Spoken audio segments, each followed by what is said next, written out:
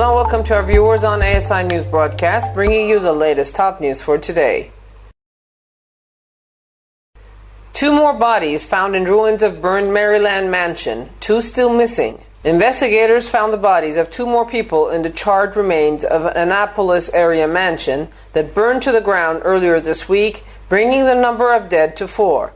Crews found 2 bodies on Thursday, the second day of excavating the site, and 2 bodies on Wednesday, according to Anne Arundel County Fire Department spokesman Captain Russ Davis. 6 people, Don and Sandra Pyle, and their 4 grandchildren had been unaccounted for since a massive fire reduced 16,000 square foot waterfront mansion near the state's capital to rubble early Monday. Relatives said after the blaze that they believed the Pyles and their grandchildren were all inside the mansion when it caught fire.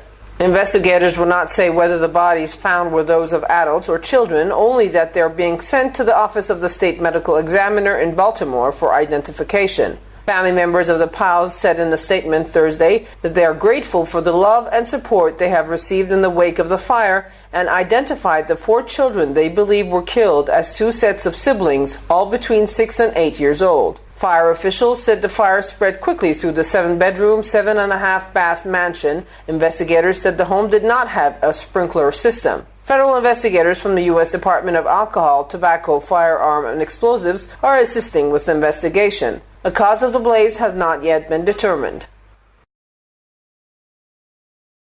U.S.-Cuba and historic talks with more questions than answers.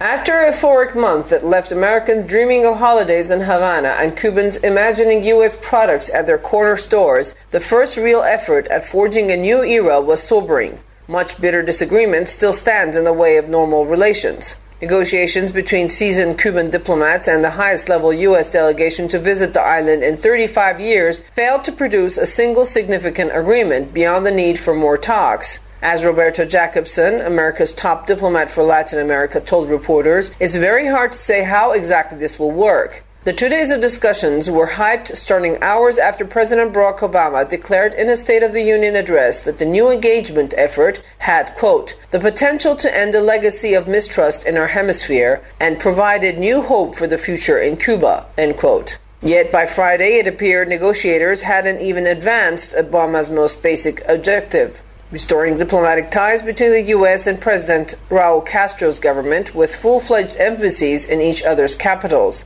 On Thursday, Jacobson called re-establishing diplomatic relations a, quote, relatively straightforward process, end quote. A day later, her Cuban counterpart suggested a central U.S. demand of unrestricted travel for U.S. diplomats was already being snarled in one of the most contentious points of the long-fraught U.S.-Cuban relationship: Washington's support for dissidents the Cuban government sees as mercenaries seeking to undermine the communist system. Josefina Vidal, Cuba's top diplomat for the United States, said in an interview with the Associated Press that U.S. support for dissidents is action that isn't acceptable for Cuba, and they know it.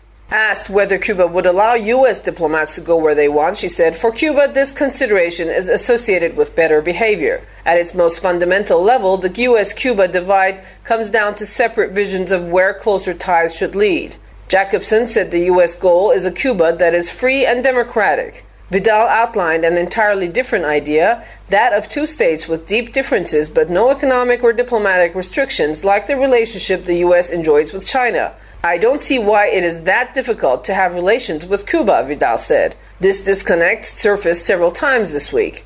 At one point, the U.S. and Cuba disagreed on whether human rights even had been discussed. When Cuban officials acknowledged the subject was broached, they stressed their desire to help ameliorate human rights problems in the U.S., from police killings of black men to Guantanamo Bay detentions.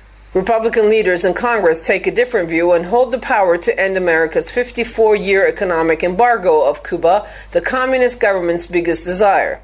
Asked whether Cuba might at least examine how to expand freedoms to help the Obama administration with Congress, Vidal said absolutely no.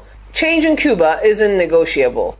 Cuba last week freed 53 political prisoners whose release the U.S. demanded, but that was hardly mentioned. The Americans spoke of their action last week to ease travel and trade rules with the island with new regulations that both sides seem to be still trying to make sense of. On other obstacles to warmer relations, the two sides only began work this week. Each wants the other to return fugitive accused of grave crimes. There is also the question of the billions of dollars in claim against Cuba's government dating back to Fidel Castro's 1959 revolution. Those were the latest news brought to you from the American Studies Institute from Tehran. You can also check our website at www.asipress.us. Thanks for watching.